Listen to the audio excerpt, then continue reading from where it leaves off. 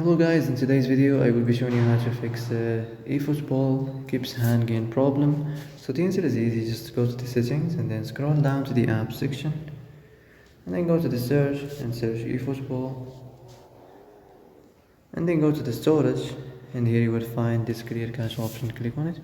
Now you can go check it if it worked, and if it didn't you can try to restart your phone or turn the Wi-Fi off and on or the Bluetooth on the airplane mode. Also, you can try to clear data, but be careful.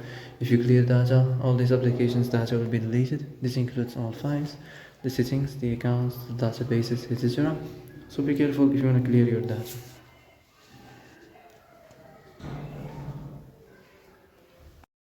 And that's it for today's video. I hope this is the answer you've been looking for. If you like this video, don't forget to like and subscribe. And see you in the next video. Thanks for watching.